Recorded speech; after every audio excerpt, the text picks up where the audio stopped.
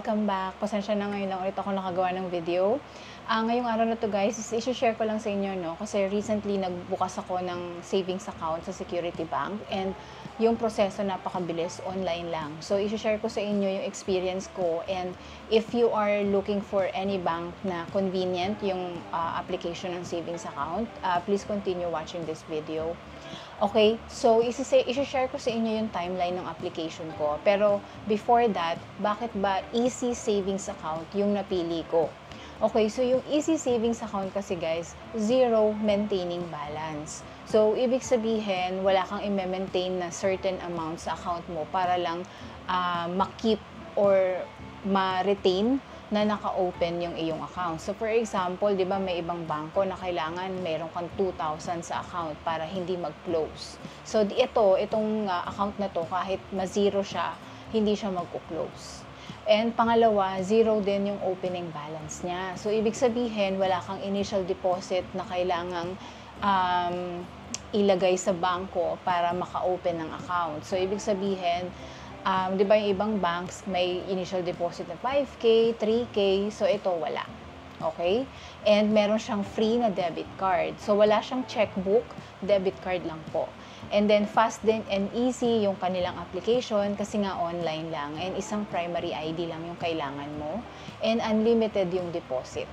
Okay? So ito yung timeline ng application ko. May 18 na submit yung application ko. So, take note guys, yung May 18 ay weekend, Sunday yon. So, yung application form nila hindi naman komplikado. So, basic information mo lang yung hinihingi nila doon at saka yung sa employment. And that's it. Yung parang source of income mo, kung saan mo gagamitin yung savings account na yon.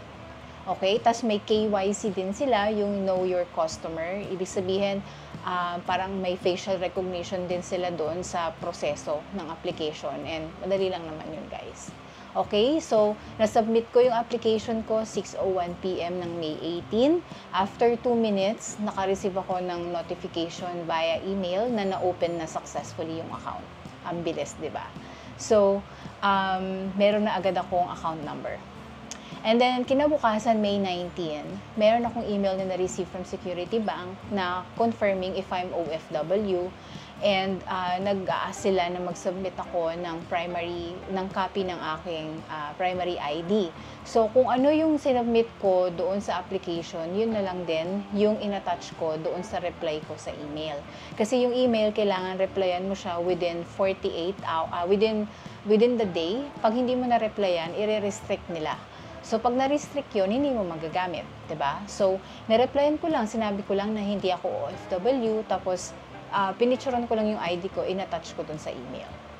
And then, nag-wait lang ako guys, within 24 to 48 hours, nakita ko na nag-reflect na yung savings account doon sa aking Security Bank mobile banking. Meron na kasi ako mobile banking guys, kasi meron akong Security Bank credit card.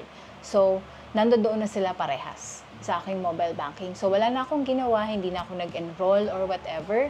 So, maghihintay ka lang ng 24 to 48 hours, magre-reflect na siya doon sa iyong mobile banking kung meron ka na. Okay? And then, May 21 guys, naka-receive ako ng email from them na on its way na yung delivery ng aking ATM card or yung debit card. So, ganito siya guys. Yung debit card ng Easy Savings Account ni Security Bank. So, May 28, na-receive ko yung card. So, ang bilis lang niya, guys. And, ganito yung itsura nung lalagyanan ng ATM, pero naka-envelope pa to, guys, ha. Ito yung itsura niya. So, ang gagawin mo lang dito is, i-activate mo muna siya. So, meron namang instruction dito, guys. I-open nyo lang yan. So, meron ditong instruction. So, babasahin ko lang din sa inyo. So, ang sabi dito is, access your Security Bank account via green PIN. Okay? So, ano ba yung green PIN?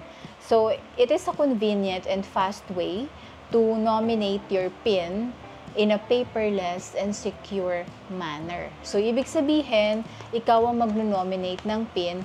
Yung ATM, wala siyang default na PIN. So, ikaw pa yung magsiset up para magamit mo yung ATM card. Okay? So, ang gagawin mo lang, pupunta ka sa Security Bank na ATM. Okay? And then, dun sa menu, i-insert mo yung iyong Easy Savings debit card. And then, punta ka sa menu. And then, select Generate New PIN.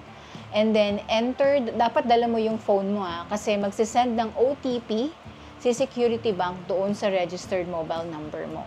And then, it will let you nominate your own PIN. Ikaw maglagay kung anong PIN yung preferred mo.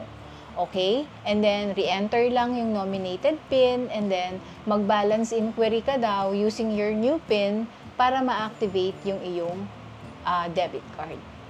Okay? So, yun lang. Ganun lang kasimple, guys. Diba? Napakabilis lang.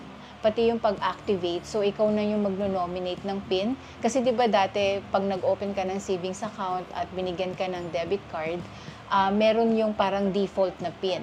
So, it's up to you kung yun yung gagamitin mo or gusto mong palitan yung iyong PIN. So, yung ngayon, ikaw na, wala ng default na PIN. So, ikaw na yung mismong magno-nominate kung anong set of numbers yung prefer mo na maging PIN number mo sa debit card mo.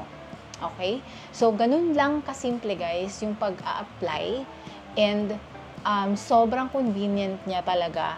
Like, alam nyo, si Security Bank, lahat na yata ng convenience binibigay niya na sa mga clients. Kasi, yung application ng mga ready cash, no, sa credit card, online lang din, hindi mo kailangan pumunta sa branch.